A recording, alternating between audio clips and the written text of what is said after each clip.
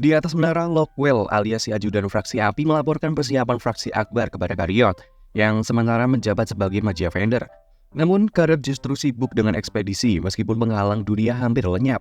Lockwell mencoba menjilat dengan menyatakan bahwa selain fraksi Insidia Barham, Karyot adalah yang paling kompeten di antara fraksi-fraksi lainnya. Sementara itu di dalam dungeon, Edward mengumumkan bahwa fraksi Akbar telah dimulai. Tim yang dipimpin Liana bergerak dengan cepat dan Will bertekad untuk mendapatkan hasil memuaskan demi menyusul Elvaria. Liana memberi syarat kepada Wignall yang kemudian menggunakan sihirnya. Will terkejut karena sihir itu mendorong mereka jatuh ke jurang, namun itu ternyata disengaja untuk mempercepat penaklukan menara. Setelah mendarat, mereka dikejutkan oleh serangan monster semut dalam jumlah yang besar. Will bersiap bertarung untuk melindungi tim di garis depan, namun dihentikan oleh Wignall karena Liana yang akan menangani pasukan semut tersebut. Keluarga Owen sebenarnya adalah kesatria penyihir yang bisa bertarung jarak dekat. Tindakan Liana bukan untuk merebut poin kredit dari tim lain, melainkan untuk mendahului mereka.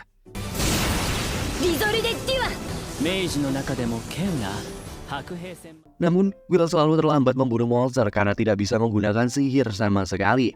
Will menyadari bahwa sihir pencarian atau search sangat berguna untuk menemukan monster lebih cepat dibandingkan dengan persepsi biasa yang dia miliki.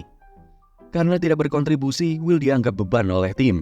Wignall yang sebelumnya membela Will mulai meragukan keputusan Liana memasukkan Will ke dalam tim ini. Meskipun Liana membela dengan mengatakan Will akan berguna melawan monster dengan poin tinggi, dia juga mengakui bahwa saat ini Will memang menjadi beban. Di sisi lain, penyihir lain mendapatkan data jumlah monster yang dikalahkan dengan menyerap jejak sihir dari monster mati. Sementara itu, Will yang tidak memiliki sihir harus mengumpulkan potongan monster secara manual. Setelah itu, tim melanjutkan perjalanan, meninggalkan Will yang mengumpulkan bagian-bagian monster yang dianggap tidak berharga karena poinnya itu rendah. Sion mengingatkan Will agar tidak mempermalukan tim. Meski semangat Will tetap kuat, dia hanya terlihat seperti pembawa barang karena tidak bisa berbuat banyak. Setelah seharian menjelajahi dungeon, Liana dan timnya memutuskan untuk beristirahat. Wignall menggunakan sihir ilusi untuk membuat dinding api guna untuk menjauhkan monster. Ketika Will membagikan perbekalan, Wignall menolak kontak langsung dengan Will dan meminta Will untuk meletakkannya di tanah. Karena sebagai elf, Wignall hanya akan bersentuhan dengan orang yang dia akui. Colette merasa kesal dengan sikap Wignall, namun Will tetap sabar dan mengingatkan bahwa elf memiliki budayanya sendiri. Will memahami bahwa meskipun elf berasal dari dunia lain seperti dwarf, mereka adalah ras yang sangat dihormati. Bahkan salah satu Magia Vendor adalah putri elf. Saat istirahat, Liana menjelaskan rencana mereka untuk mengalahkan monster Naberus yang memiliki nilai kredit tertinggi yaitu 110 dan merupakan bos di lantai 10. Monster ini sering menyebabkan korban jiwa, dan tujuan Liana adalah menunjukkan bahwa timnya mampu mengalahkan monster tersebut dan membuktikan kemampuan mereka kepada menara dan para Magia Vendor. Liana meminta timnya untuk segera menuju lantai 10 agar bisa mengalahkan monster Naberus dalam kondisi terbaik, lalu menyelesaikan monster lainnya setelah itu. Will berpikir dalam hati bahwa dia baru mendapatkan 5 poin, dan ini adalah kesempatan untuk mengejar ketertinggalannya. Meskipun takut menghadapi Naberus, Will bertekad tidak akan menyerah demi Elvaria. Sementara itu, ada sosok misterius yang berbicara dengan manusia tanpa kelapak yang sedang membantai monster dan manusia dengan brutal, mencabut kelapak mereka karena merasa manusia itu sangat menjengkelkan. Kembali ke tim Liana, mereka tiba di lantai 10 dan terkejut melihat banyak bangkai monster berserakan. Julius mengira itu perbuatan tim lain, namun Wignall menolak persepsi itu karena mereka mengambil rute tercepat dan tidak ada tim lain yang mendahului. Melihat kondisi bangkai monster, Will menyadari mereka mati tanpa jejak sihir, alias mereka mati hanya dengan kekuatan fisik. Saat tim tiba di area Naberus, mereka merasa ada yang aneh karena dungeon terlalu sunyi. Lalu, mereka terkejut mendapati monster Naberus sudah mati dan jejak sihirnya masih tertinggal. Monster Naberus ternyata belum lama mati, sehingga Liana segera meminta seluruh tim menggunakan sihir search untuk mencari pembunuhnya. Will teringat pelajaran dari guru Wagner bahwa meskipun sihir search berguna di dungeon, itu tidaklah mutlak karena tidak bisa mendeteksi perangkap atau beberapa monster yang bisa menghindari sihir search. Meski seluruh tim menggunakan sihir tersebut, mereka tidak bisa menemukan apa-apa di sekitar situ. Di sini Will mengandalkan instingnya dan akhirnya menemukan musuh yang bersembunyi di atas mereka.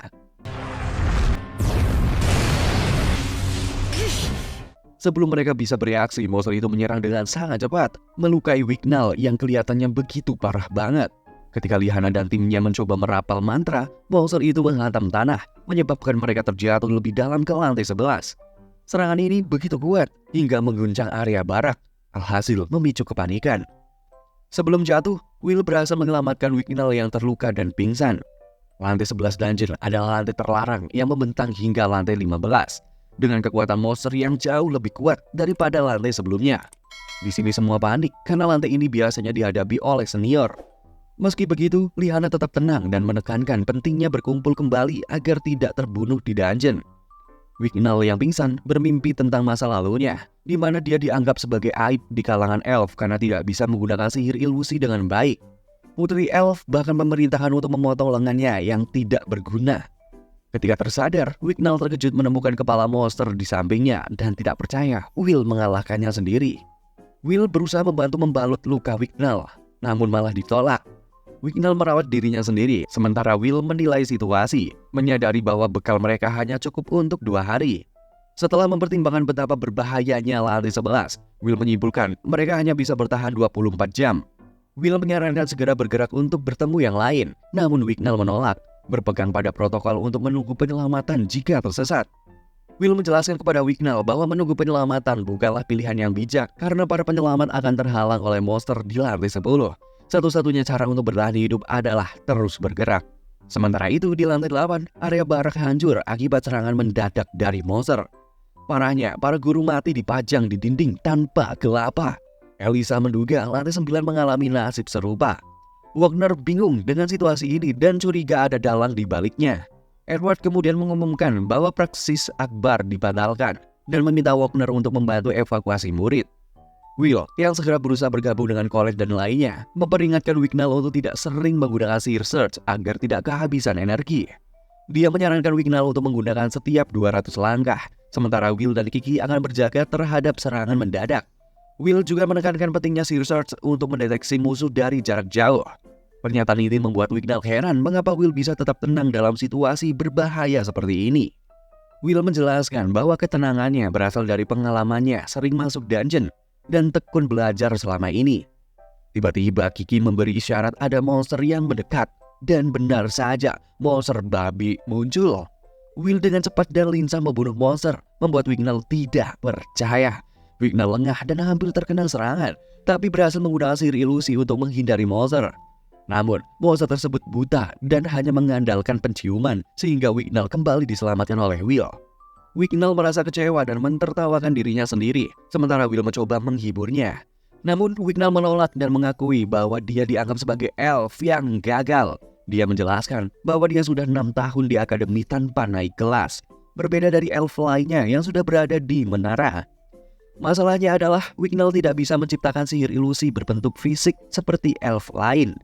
Meskipun demikian, Will tetap menganggap Wignall itu orang yang hebat, mengingat dia adalah salah satu dari 3 murid terbaik di akademi.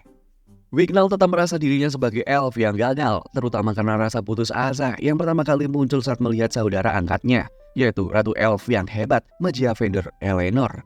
Wignall dan Eleanor tumbuh bersama dan awalnya Wignall merasa harus selalu melindungi Eleanor yang kecil dan polos itu. Namun, Eleanor ternyata adalah High Elf yang luar biasa, mampu menciptakan pohon raja. Dan sejak saat itu, mereka dipisahkan. Eleanor diangkat menjadi Majiavender, sementara Wignall terus berlatih keras untuk menjadi lebih kuat agar bisa kembali bersama Eleanor. Namun, semua usahanya sia-sia. Wignall tetap dianggap sebagai elf yang gagal dan menjadi aib bagi kaumnya. Untuk menutupi kegagalannya, Wignall memandang rendah penyihir lain yang dianggap gagal seperti dirinya. Namun ketika Will mendengar cerita Wignall, dia malah tertawa dan merasa senang karena menurutnya mereka berdua adalah orang yang bernasib sama. Wignall terkejut karena mengira Will seharusnya membencinya. Namun Will justru berjanji akan melindungi Wignall sampai dia pulih. Karena Will tahu bahwa Wignall adalah elf yang kuat. Sementara itu, Lyanna dan Colette terus berjalan di lantai 11 sambil mengobrol.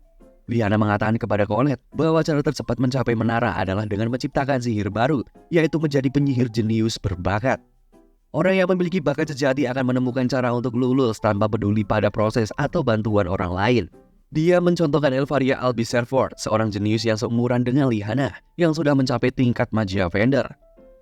Liana merasa bahwa meskipun dia telah berusaha keras selama 6 tahun, dia hanya bisa melihat punggung orang-orang berbakat dan merasa seperti ikan besar di dalam kolam kecil yang tidak bisa mencapai potensi sebenarnya.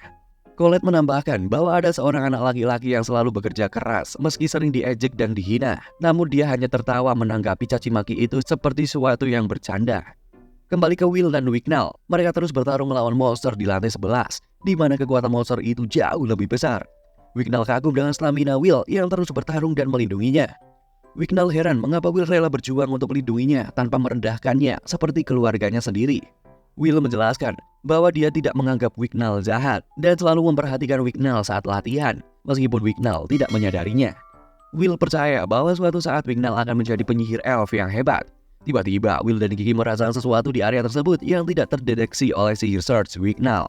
Mereka mendapati bahwa dungeon telah menciptakan monster api dengan status spesial yang memiliki 11 poin kredit dan kebal terhadap serangan fisik serta tahan terhadap sihir. Ini membuat monster tersebut menjadi musuh alami bagi penyihir dan kesatria seperti Will. Satu-satunya sihir yang bisa mengalahkan monster ini adalah sihir ilusi milik elf, menjadikan Wignall harapan utama di sini. Sayangnya Wignall merasa putus asa karena sihir ilusinya tidak sempurna dan selalu gagal. Di sini Will mendorong Wignall untuk berusaha meski gagal, menjelaskan bahwa orang-orang seperti mereka tidak akan maju tanpa mengalami kegagalan terlebih dahulu. Yang terpenting, Will tidak ingin mati di sini dan yakin mereka tidak akan mati karena memiliki impian yang sama. Meski memiliki mimpi yang sama, Wignall merasa perbedaan mental antara dirinya dan Will. Akhirnya, karena Will selalu mendorong Wignall, Wignall mencoba mengatasi rasa putus asanya dengan menciptakan sihir ilusi untuk membantu Will.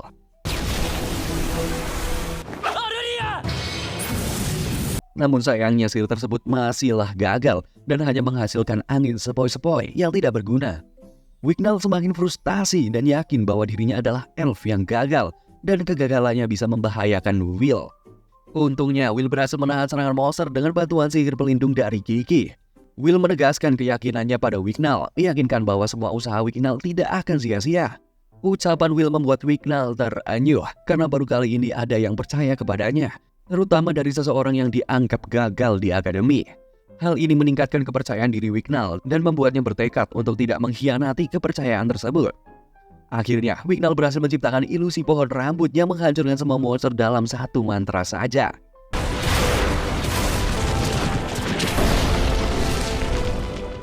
Dia berlutut meminta maaf kepada Will dan mengakui bahwa Will patut dihormati sebagai pejuang. Will membalas dengan mengulurkan tangan dan menyatakan rasa hormatnya kepada Wignall. Selanjutnya, Will membuka peta dari Rusty untuk mengetahui posisi mereka di dalam dungeon dan mengandalkan penciuman gigi untuk mencari teman-teman mereka. Di sisi lain, Sion dan Julius berdebat untuk menghemat persediaan dan energi. Julius menggunakan sihir Search untuk memeriksa sekitar, tetapi tidak menemukan apapun. Sion tiba-tiba menarik Julius untuk bersembunyi setelah merasakan kehadiran monster yang bisa menghindari sihir Search. Julius terkejut saat segerombol monster Evil Sentinel muncul. Mengingat bahwa Will mampu mengalahkan Evil Sentinel sebelumnya, Sion bertekad untuk membuktikan bahwa dia tidak akan kalah dari Will. Dia meminta Julius untuk menggunakan cloningnya sebagai tameng, sementara Sion berencana membakar monster-monster tersebut.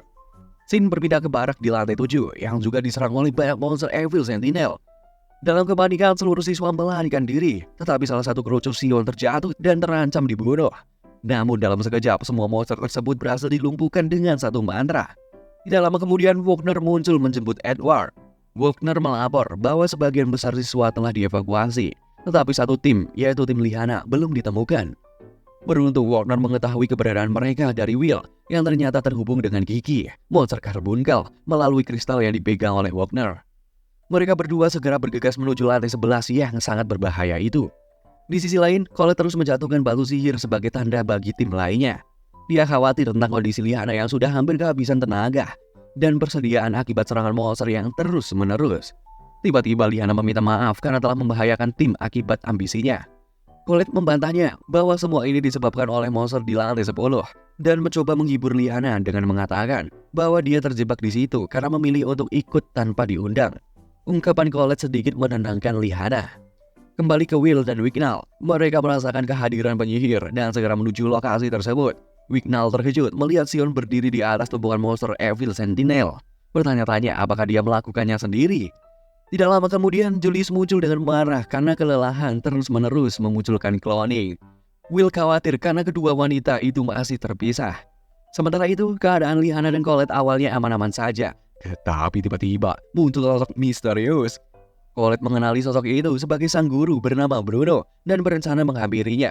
Namun ditahan oleh Lyanna karena merasa ini tidak ada yang beres. Ternyata sosok tersebut adalah dua orang yang misterius. Salah satunya adalah pengoleksi kelapa, yang dirinya sendiri tidak memiliki kelapa. Kita panggil saja si Burik. Colette dan Lyanna merasa ngeri ketika si Burik menghancurkan kepala seseorang di depan mereka. Si Burik mengklaim bahwa dia akan menghancurkan langit palsu di dunia ini dan tertarik kepada kepala para jiwa imut itu. Tiba-tiba dia mengeluarkan sihir kegelapan untuk memenggal kepala mereka. Beruntung, Will datang tepat waktu untuk menangkis serangan tersebut. Dan mereka semua bisa cepat sampai berkat batu sihir yang dijatuhkan oleh Colette. Kehadiran Will dan teman-teman membuat si Burik semakin bersemangat karena akan mendapatkan kelapa yang banyak. Tanpa babi ibu, Will langsung menyerang. Tetapi karena si Burik memiliki urusan lain, Marzi temannya menariknya mundur. Si Burik merasa sangat kecewa dan memanggil monster Evil Grand Duke dengan sihir teleportasi untuk menyerang Lyanna dan kawan-kawan. Monster tersebut memiliki kredit 270. 時間切れだ。回収しに行くぞ。デューク